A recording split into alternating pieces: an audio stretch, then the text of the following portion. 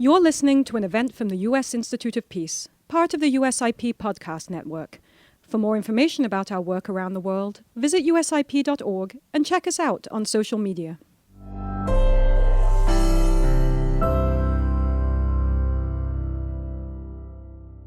Thank you all. And please join me in welcoming to the stage our congressional keynote speakers, Representative Brian Mast of Florida and Gregory Meeks of New York. They will be introduced and interviewed by Fred Kempe, President and CEO of our partner organization, the Atlantic Council. Prior to assuming leadership of the Council, Fred was a successful author and a prize-winning reporter and editor at the Wall Street Journal, where he worked for more than 25 years.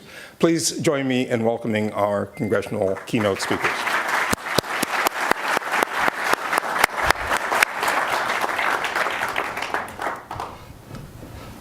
So I've been looking forward to this all day. So welcome to this moderated conversation with the incoming chair of the House Foreign Affairs Committee, Representative Brian Mast of Florida. Thank you.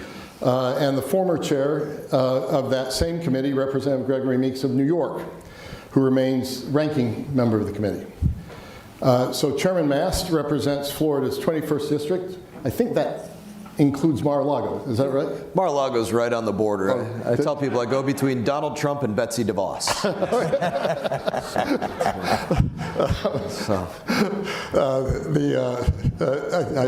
I'll hold my follow-up questions for the moment.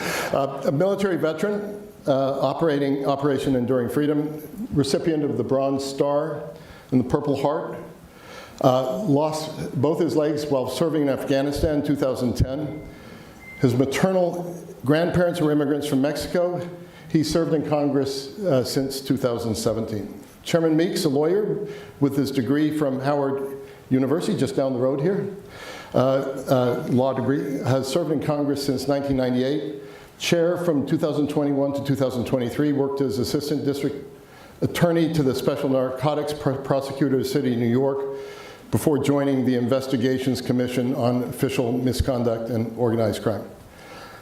So I'm going to get right into the questions, and then somewhere in the flow of the questions we'll turn to all of you in the audience and ask you for your questions and have you identify yourself and to whom you want to ask your question.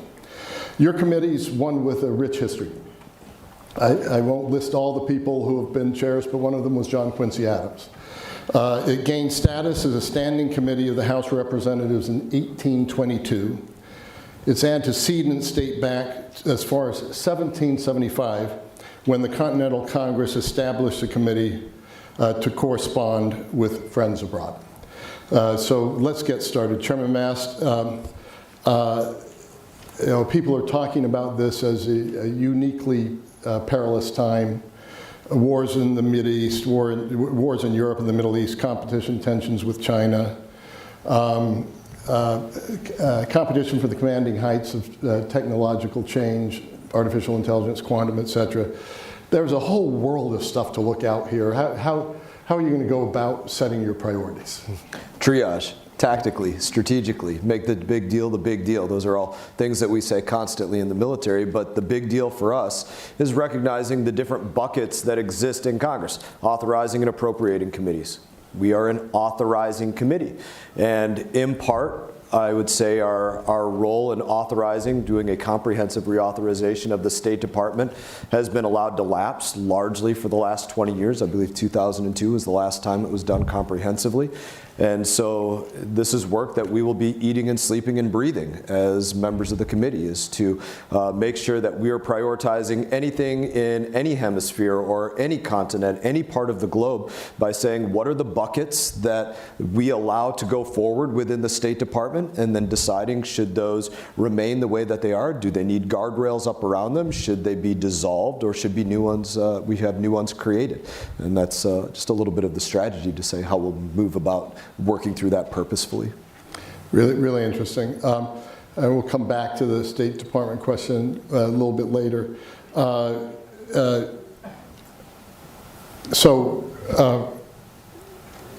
In this job, how do you view bipartisan collaboration, how important is it to maintain?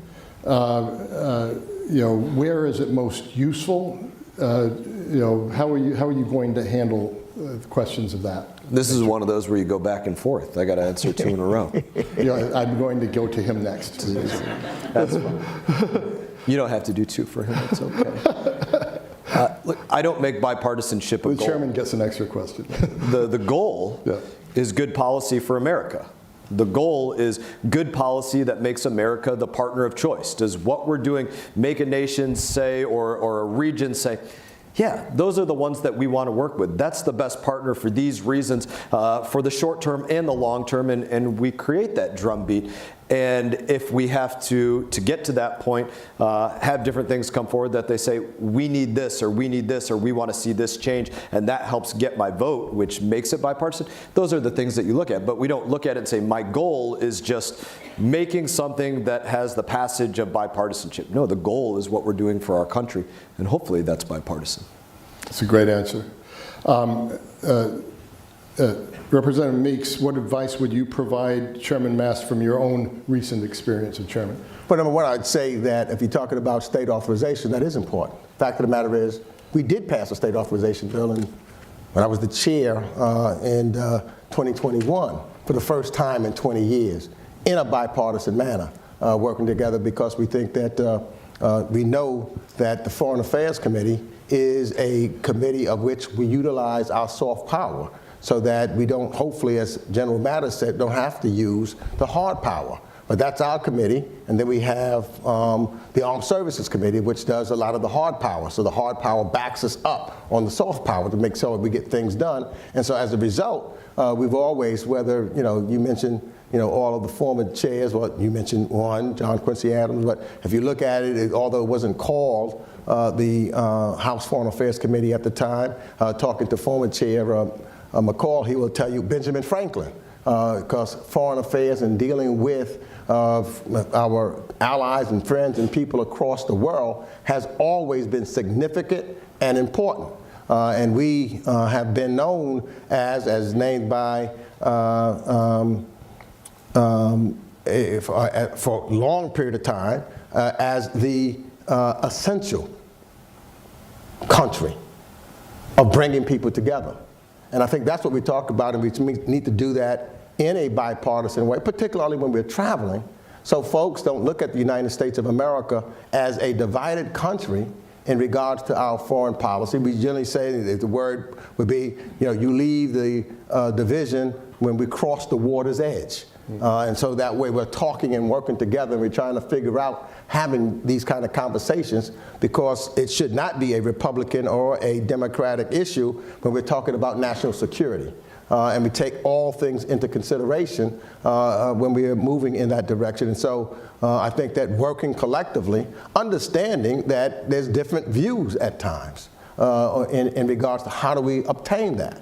There's not one way that you accomplish a goal. And it is better, I think, overall, when we do things in a bipartisan way.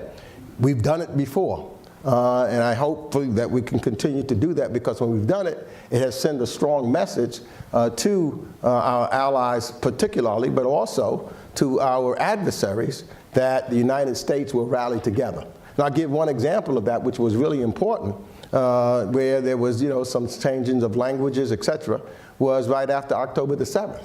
We wanted to make sure that we had a strong bipartisan resolution condemning Hamas. And there was a way that we needed to do that so that everybody could get on board. We were successful at doing that, to have that message that there's nobody's going to divide the members of the United States Congress, on the support that we have for our ally, particularly in their time of need.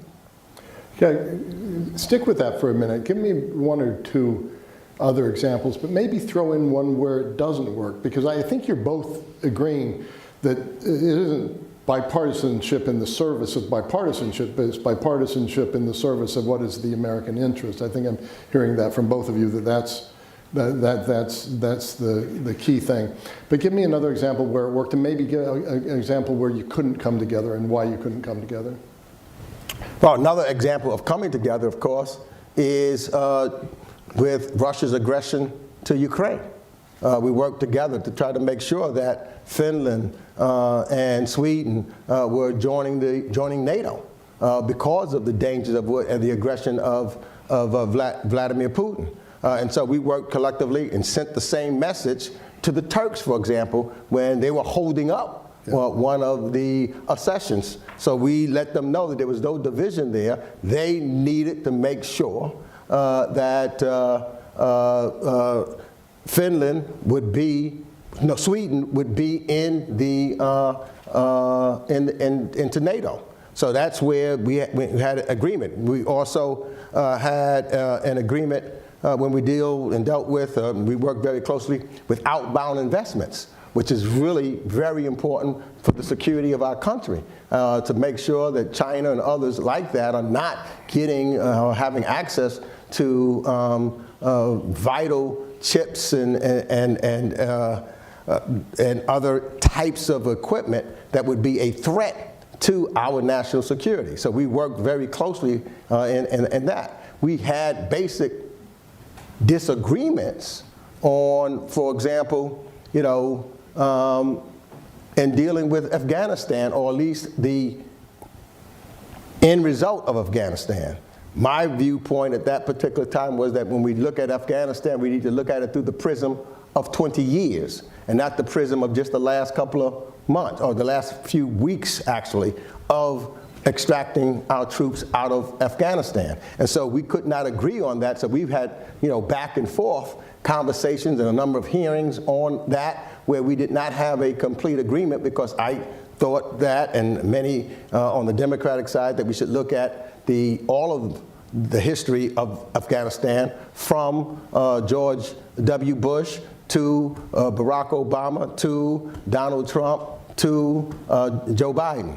Others thought we just look at the last 3 or 4 weeks, so we did not have an agreement on how we should look at Afghanistan at the end. Thank you for that. So Chairman Mast, one writes and thinks a lot about presidential transitions. Steve Hadley, former National Security Advisor, who's going to be moderating the sort of Passing the Baton keynote, the Jake Sullivan and Mike Waltz session to end the afternoon, and he wrote a masterful book on this called Handoff. You don't really have the same sort of thing. It's really Chairman McCall to Chairman Mast, but on the other hand, you have a former chairman sitting behind you. How do you do your transition? What preparation have you undergone? How does this differ from a presidential transition?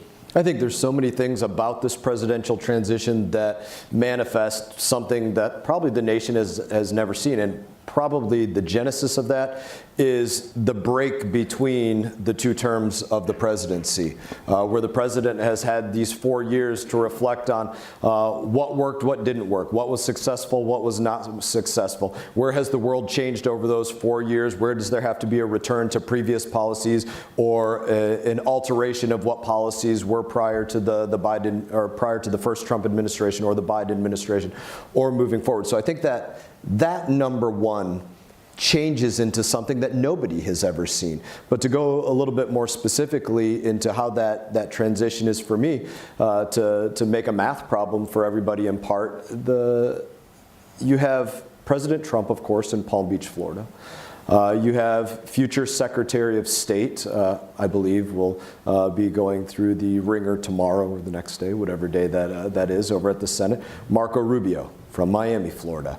You have myself as Foreign Affairs Chair. You have our appropriator, our lead appropriator on State and Foreign Ops, being Mario Diaz-Balart. You have National Security Advisor Michael Waltz, right? And the list goes on from there. But the point is, in that transition, that you see the importance of relationships and the history of us having worked together, having a more long-lasting trust in the opinions that we've shared with one another. All of those things absolutely play into the roles that we now play moving forward for the next 2 or 4 or however many years we have the opportunity to sit in these roles. And as you undergo this, I mean, just give people a little bit of an insight into what's important for you, given your background, given your history. You're not as well known to this audience as a new chairman. That many people may not know that you're a volunteer for the Israeli Defense Forces. That's something very important for you. On Ukraine, you voted against the funding, the last round of funding in Congress. Not entirely clear where the Trump administration will go on that.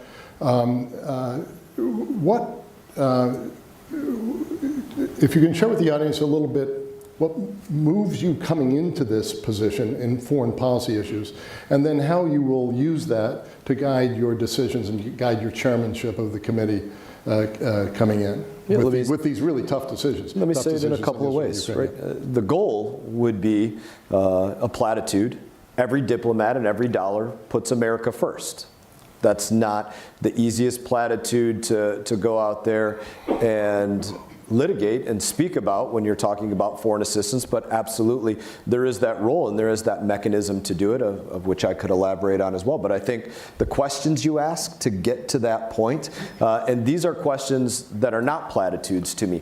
Every single time that I have a foreign delegation or a diplomat or an ambassador, take your pick, every single time there's one of them in my office. I have, for those of you that have been in there, I have a sliding collegiate lecture board, Barker lecture board. I hide the things behind it that I don't want people to see, and I keep the things on the front that I do want people to see. And I have written on the front board 3 questions that I've had up there for years. And question number 1 is, what does America need from each country or region? Question number 2 is, what does that country or region want from the United States of America? And question 3 is, does what America is providing get America what it needs? And where that leads me to is, if it doesn't, we somehow spoke past one another. We didn't have the conversation that we needed to have, or in part we're being played for suckers. And I won't pretend to speak for President Trump, but I will say I know that he doesn't believe in America being played for a sucker. That's a really terrific answer. And could you also apply that specifically to the issue of support to the issue of support for Ukraine? These issues will come up early, I would guess, in your chairmanship. I'm not going to forecast what the president is going to say there, but I think the most important thing that the president brings to the Ukraine conversation, as is assessed by every foreign intelligence agency across the globe, that for President Trump, his yes is yes and his no is no. And if they don't think that's the case, they are rolling the dice in a very serious way. That is the most powerful thing that he brings to the table. And I think second to that is his acute recognition of the tools that America brings to bear, kinetically, through our military and our military supply chain, diplomatically through our relationships, and economically through the forces that we bear, both by the goods that we intake and the commerce that we allow across the globe. And so I think the awareness of all of those things, both for our adversaries and all of those abroad, of how the president operates in terms of the decisions that he makes and the way that he recognizes all the tools at our disposal, I think make for a situation for Ukraine that he will come in, he will have a direction that he wants to go, and it will be recognized by our partners, whether it be NATO, whether it be the EU, whether it be any individual nation that just wants to have a conversation, whether it be Vladimir Putin or Zelensky or any of them, as, okay, that's where he is dug in and that's what we have to work around. Clarity, question of clarity. Anything you'd like to respond to that you've heard Congressman Meeks, and ahead of a question that I will ask beyond that, which is, it's really hard, I think, at times to separate domestic policy, domestic issues from foreign issues, infrastructure, workforce development, immigration, education. So in your chairmanship and in your time in the Congress, how have you seen those intersect with each other, but you also may want to Yeah, respond. let me just say this, because I think that here's where we may have a fundamental difference. The world is more interconnected now than ever. There's countries that are participating and have their concerns also. And if we're going to be successful, we've got to figure out how to work together. That's what diplomacy is all about. That's why we have a State Department. That's why we have ambassadors, so that we can make sure. One of the things that I learned early on coming into Congress, and I had a conversation at that time with former President Clinton. And I asked President Clinton, this was in the year 2000, what going out of the presidency surprised him most than when he came in. And he said that he found that he got more things and more agreement with our allies and our countries when we showed them respect, as opposed to just militarily threatening them.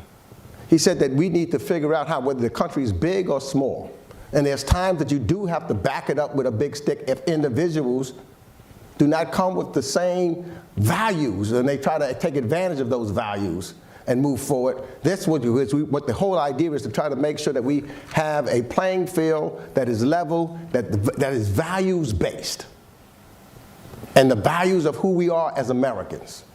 And we can lead their regards as that indispensable nation, because what we can do and what we should be doing, instead of creating conflict, we resolve conflict. That's who we have been as the United States of America. We did that in World War I. We did that in World War II. When other countries caused conflict, we got involved to resolve the conflict and work together to bring other nations together. And that's why we have a NATO. Significantly important. That's why it's important to have relationships. One of the biggest, and I guess these are, something that may come up later, the whole question is with China. Yep. Is because if we don't do that, China will fill a vacuum. And countries will see that if they can't get their interests also included therein, they will go somewhere else. And we've seen that. We've seen it already in regards to something that's not popular within my own party. We didn't pass, we didn't get it done under Barack Obama, and then we decided to pull completely out of any trade agreements with TPP, etc. So what makes us a safer country is when we're working and we're trading, that's economically, it brings costs down, it brings inflation down, it makes us work collectively together in that regards. When you think of supply chains, that becomes important. And that's why we need to make sure that there is further manufacturing in the United States, that we have supply chains leading out of the United States, but also have it at friendly places and not be completely dependent upon China. We also see it in healthcare, how we're interconnected, because something can happen on the other side of the globe. It's going to affect us right here domestically in the United States, whether it be health, whether it be financial services. So we can't live on an island separate from everyone else. At times, and I know I've had this also, when we need, for example, a vote in the UN. And I call some and they say, oh, and I've called countries, now you are calling me? We've got to show up. We've got to be there. That's what China is doing. That's part of the global competition that we're having with China, is with the rest of the world. That's why relationships in Asia and the Pacific are important. Their economies are important. They're concerned about their economies. And they would prefer us as the country of choice. But if we're not, their only other alternative is to depend upon China. When we talk about natural resources and what we need for the future, much of that is on the continent of Africa. We ignore Africa and some of the other poorest countries in the world. We're ignoring and hurting ourselves. That's not in our best interest. And so to help develop and create institutions and move forward and be concerned about humanitarian issues in other places of the world, that's in our interest. And when we spend money in those areas, it's an investment. It's not a waste of the United States money. It's an investment that we're looking at, and we want to get a return on that investment now and in the future. And I'm shocked at times when we have this dialogue and conversation and people talk about we should not be giving any foreign aid or anything of that nature. Most people think it's 25% of the budget or it's 15% of the budget. It's less than 1%. It's one of the best investments that I believe that the United States of America makes for us and our people, both internationally and domestically. I think this is a good place for a little more conversation. Yeah, I was just going to say, I think that you're drawing some differences here. I'm going to ask one follow-up, and then I want you to have your response to what you've just heard, because it sounds to me that what you just said was really your questioning of the America First approach, or the quote that Chairman Mast came up with: every diplomat, every dollar puts America first. Is that what you're differing with what you just said? No, what I really would say is that you can't go into, in a diplomatic way, saying, I don't care about, I just want to know what America's going to get out of this. Yeah. And so it's America first, and to one degree that means it's America only. We're not the only ones in this planet. We share this planet. We see what's taking place in the United States with climate change. Yeah. And we talk about it, I mean, it's clear. If you talk to any scientist, when you see the unprecedented fires and winds and hurricanes that we're having around the world. Mm-hmm. We all live on this planet together. It's not just us. We've got to work together. We share this planet. Chairman Mast. Yeah, I would repeat the quote to begin with, because I think perhaps the second sentence was missed. So one was, what does America need from each country or region? The second was, what does that country or region want from America? That is the other side of it. But if you're not talking about where that gets you to, then you're not having the right conversation. And he did agree, my colleague, that we have to have a long-lasting path going forward. As we move forward in these relationships, we want them to be long-lasting, but it means making sure that we recognize if a country's asking for chicken, that we're not giving them fish. Or to be more provocative, if they're asking for chicken, we're not giving them LGBTQI, trans, whatever. Something that doesn't make us the partner of choice because of the way that we are operating on specific issues. And again, if there's not a recognition for what our side of that is as the United States of America, recognizing that you have weight classes, to bring something else into the conversation, you have weight classes in boxing and wrestling for very specific reasons. And we don't fight in the welterweight weight class. We are the heavyweight weight class. We are the United States of America. And if we're not recognizing that about ourselves, then we are doing ourselves a disservice. So apply this a little bit now. Congressman Meeks was talking about foreign aid being a bargain. Do you agree with that? Humanitarian aid also comes into the committee. Would you look at that differently?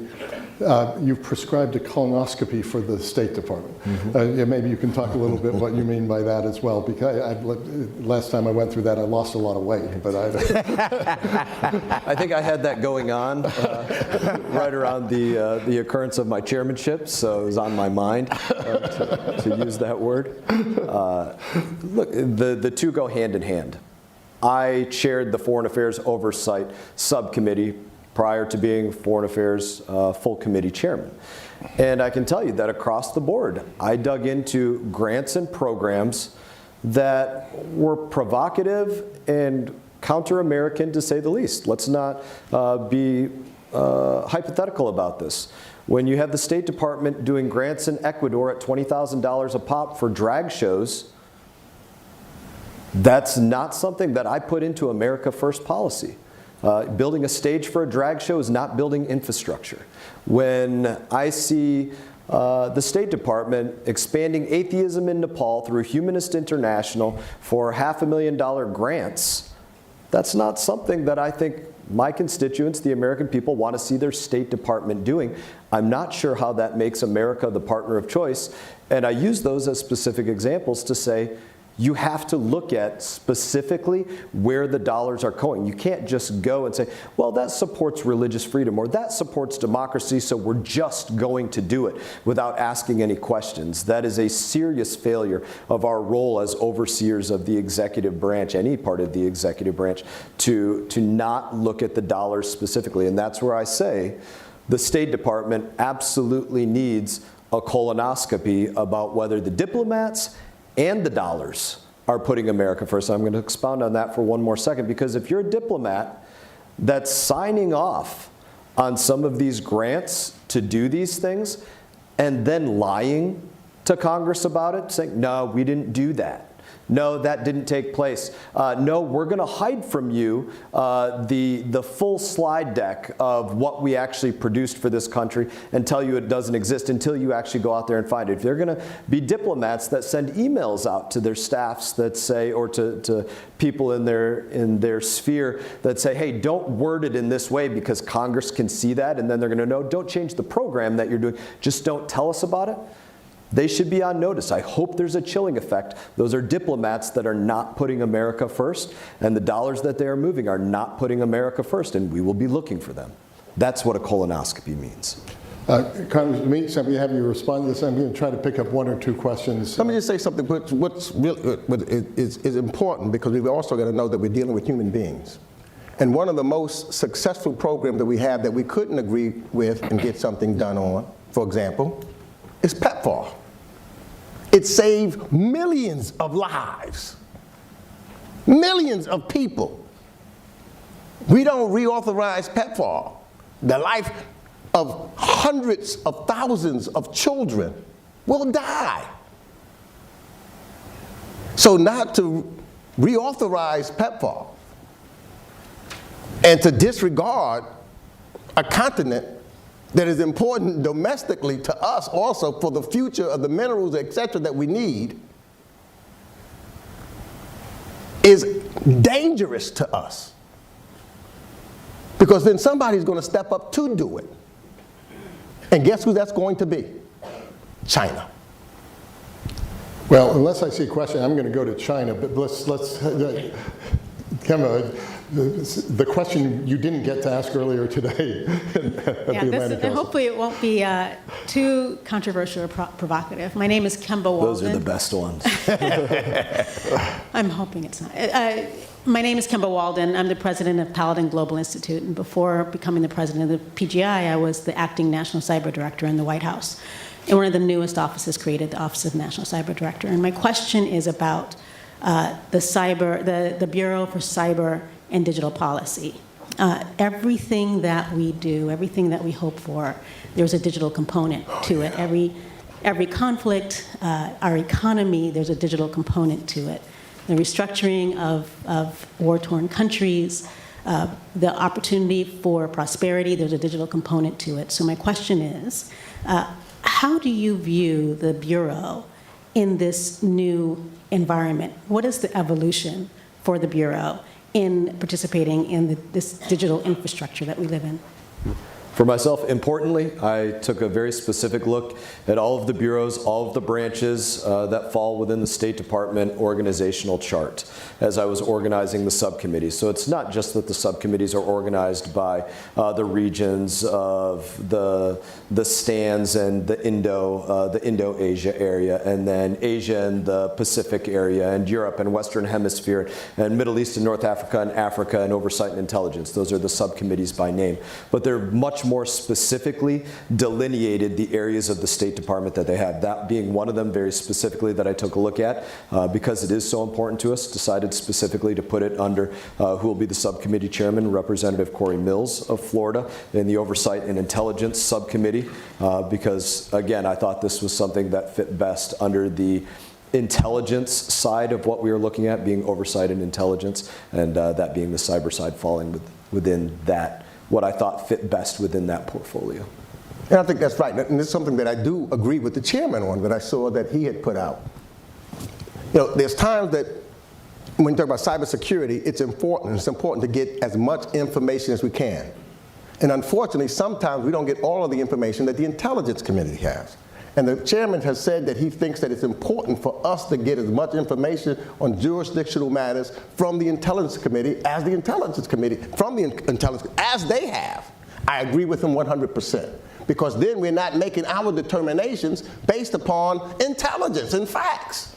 We need to know so that we can make sure that then we're coming with something that's not out of the blue, but based upon the intelligence that's there that should be shared with us. I found even at times, Mr. Chairman, when we travel, and I'm traveling and it happens to be, they separate us. So they say only the Intel Committee, even when I was the chair of the House Foreign Affairs Committee, I couldn't get in the room. That does not make sense. And so when I heard you say that we need to get in there and be allowed in, I agree with you 100%. Thank you. Chalk that up. He didn't have his camera up. Could we do that? I think you got it right. Looking for more questions, please. Identify you. Good afternoon, everyone. Thank you so much. My name is Robi Kakonge, and I'm Uganda's ambassador. I want to thank the people of America for their generosity in PEPFAR, and please, we still need PEPFAR. But my question also is that we stood with America in Somalia. We host nearly 2 million refugees in our country. But what we would ask of America is for us to agree to disagree when it comes to issues of LGBT. We have situations where we're no longer getting visas, but yet people of different persuasion get those visas. We are no longer an AGOA, we have travel advisories, we have all sorts of things. And many of them just came out of social media and we never had like a decent conversation. So what we ask of America is that we stand with you as a country of choice. China's there and all those other ones are there. And also we're not poor. Can we reconsider trade rather than aid? So we want to reset the button, and we just want to make sure that there are no LGBT flags hanging over the embassies and all sorts of things out of cultural respects. Not that we disagree that people should have choices, but we also have certain values. Thank you. Thank you, Ambassador. Mr. Chairman, Representative. Just goes to the point again, are the actions that we're taking making America the partner of choice in that country or region, or are they not? And if we're not very specifically evaluating that, we're doing ourselves a disservice. Well, and I agree with particularly the fact that let's look at it as trade as opposed to aid. We've got to renew AGOA. We need to work and make sure there's opportunities, when you look at some of the programs like, for example, the DFC. They're working with on Africa with their International Continental Trade Agreement, trying to figure out how we can make sure that the resources. And I was just talking to someone recently, and I'm going to I'm going to do a podcast on this, and I'm going to, Africa never gets or it keeps the resources that it has. It all seems to go somewhere else. And this was something recently that was told me that the big thing now is African music. But I'm told that there's not one company there. All of the resources come out that get the music, the performers, but the money for the production and everything else is never in the country. So it benefits America, to me, when we have countries that are fully developed, that have institutions. We help strengthen those institutions where they may not be, because if you stabilize them, if they're stable and good and rules-based countries, that's beneficial to all democratic countries across the world. And I think that's what the goal is, and we need to do, and that no one is left out. Made a huge, and I think that's important, where you have other nations as part of the G20. Africa was just included into the G20. So that other voices are heard there and not forgotten about, because that's important also. And so being inclusive in that regard is important. Now, there's going to be things that we do have differences on, and those differences, that's just happens. And so we need to have that kind of conversation and go back and forth, but hopefully without losing hundreds of thousands of lives as a result. The bottom line to me is still trying to make sure that people have a equal and a good opportunity to live out. Because and here's where beliefs do come into this.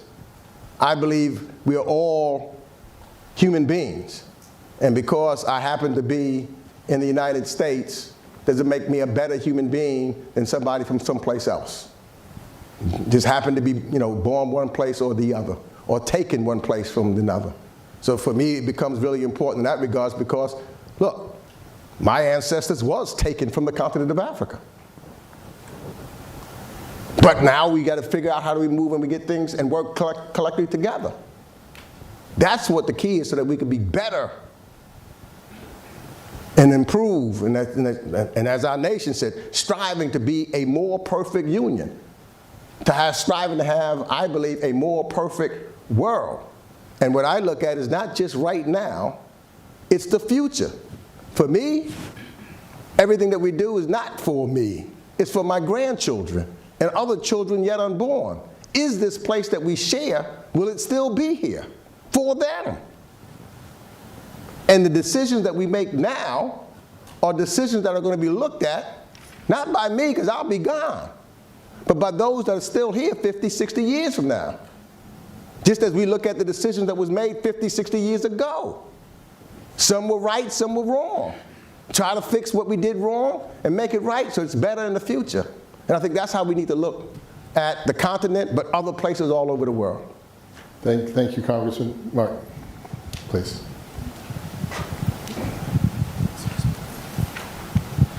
Gentlemen, thank you so much for your time. Mr. Chairman, congratulations on the role, and thank you very much to you and your staff. You guys were critical on helping resolve a hostage situation I was working on, so I deeply appreciate there were 4 people that went home to their families over Christmas because of your staff, so thank you. As you know, I teach at Georgetown, also a TV producer and a lawyer, but early in my career I worked at the White House for President George W. Bush and for Robert Gates as a special assistant. And in that time I've seen how challenging the world is that you face every day. And in my earlier chapter, I was at the War Crimes Tribunal, where I spent 3 years investigating and prosecuting genocide cases. One of the things I think does not get often attention here is the persecution, not of all people, particularly of Christians. There are some serious places in the world with serious challenges with Christian communities, and I just would like you to just add your thoughts to how you're looking at this as your new role as chair. Thank you, Mr. Chairman. Thank you. No, I think you bring up a great point.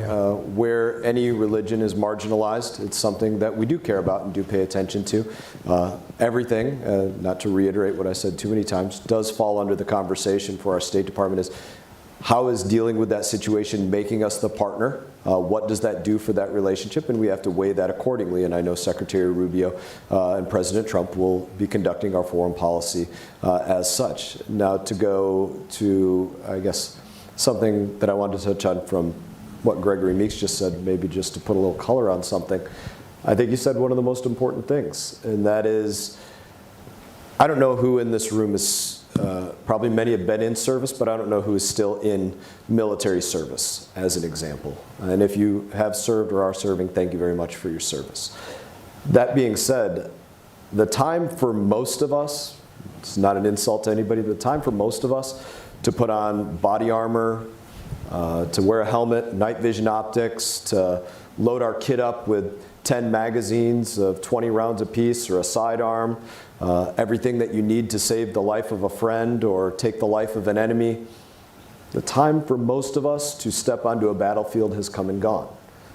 The ones that have to do that are my kids, and your grandkids and your kids, those of you that have young kids as well. And I think that is the light through which, the lens through which both of us, and hopefully all of us, take a very serious look at the foreign policy that we are conducting, is what position does that put in those that we leave behind or those that we leave the world to, and I can tell you that's how I look at it. That's a great answer. My final question from me, China's come up several times, so let's end there. And maybe, Mr. Chairman, you can go first, and then Congressman Meeks. There's so much there. There's trade, there's Taiwan, there's property theft. Where do you set your priority? First of all, how big of a priority is it going to be for you Mr. Chairman, for the committee? And then second of all, what do you prioritize within this, this gigantic bilateral relationship with China? Probably not a surprise. Foreign policy will be led by the executive branch, by President Trump and Secretary Rubio. And that we certainly will work to create the right pathways to support that foreign policy. And it's not a secret to many in here. One of his favorite words is tariff, and I mean that literally. This was a word that was used in the first 4 years of the administration to start at 25% and then go to 50. And Xi Jinping was saying, that still doesn't hurt, so it went to 75. And I think by the time it got to 75 or 100%, there was a phone call saying, hey, you're down to Palm Beach. Hey, you're killing me with this. That matters, and that will be a part of the policy to recognize that just as much as we have so much industry that's reliant upon goods that are coming out of China, they're reliant upon having to sell to us or to our allies. And to not be able to sell to us or to EU or others absolutely puts them in a pinch. My colleagues spoke about how interconnected that we all are today. And so the administration will have a very healthy look at all of those as tools at play, and we will be working to support that. And the global look at this goes beyond just looking at Asia. It goes to looking at where are some of our allied nations, like Israel, conducting policies that change global battlefields and global landscapes. And to put color on that, I would say if you have an Israel that's making reliable Iranian energy a thing of the past for them to even keep their lights on, well, you can't run oil exploration and refining, which means that they don't have the capability to export 4 to 6 million barrels a day to China, which puts them in a hell of a different pinch than what they're in right now, and they have to find a place to make up that glut. If they can't reliably produce drones, then that affects the battlefield between Russia and Ukraine. If they have impediments to their expansion of their nuclear infrastructure, well, that's good for every single nation and region across the globe. And so I think there's a recognition of both of those things. What we do economically, what hurts our adversaries, or what are the sticks that we have to use, what are the carrots that we have to use, and what are the alliances that we have that reshape the battlefields that we have to deal with. Thank you. So I'll say this. We're a separate branch of government. And just as what took place during the Biden administration, Chairman Bass, rightfully so, criticized and looked at what the Biden administration's foreign policy was, where he disagreed. That's the role, that's the reason why we have a Congress in the first place, because it's built on checks and balances, and not just one person deciding everything, because that's what a king does. We have this Constitution and this democracy where we have separate branches of government: the legislative, the judicial, and the executive. And so when we had oversight, it was clearly to oversight President Biden on both sides of the aisle, because there are certain things that President Biden did that I didn't agree with, and fought and tried to get him to change and to do certain things, because that's my role in Congress. And I think that's what continues, that's what keeps our democracy healthy. That's what separates us from others. We can never give up that authority, ever.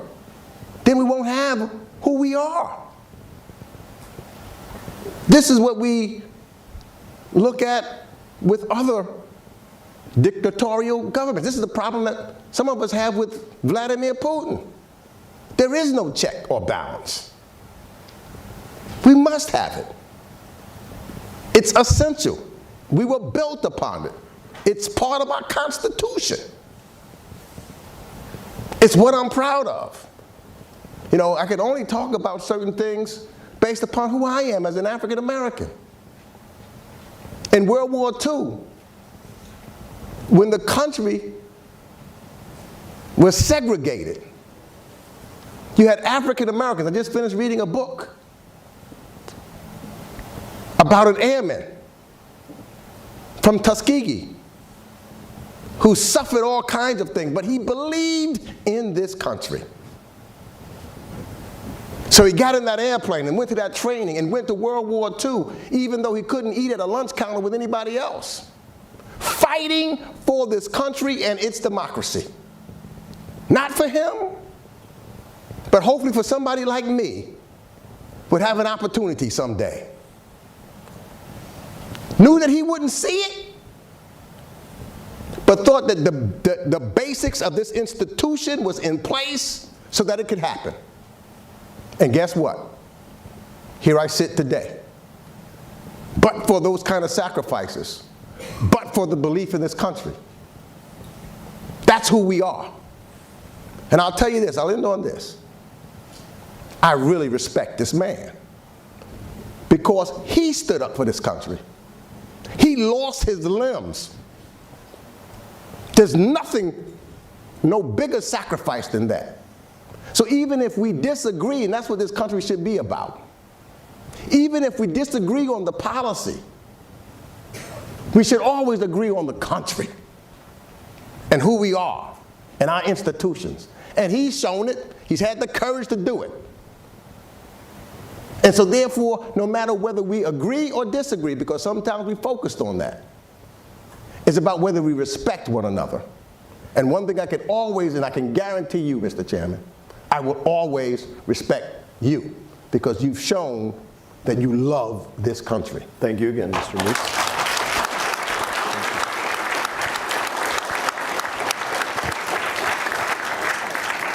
I think that's the right spot to close. Chairman Mast, former Chairman Meeks, thank you so much for this very lively conversation. Very good. Thank you. Thank you for listening to this event. If you'd like to listen to more events or explore our other podcasts, visit usip.org/podcasts.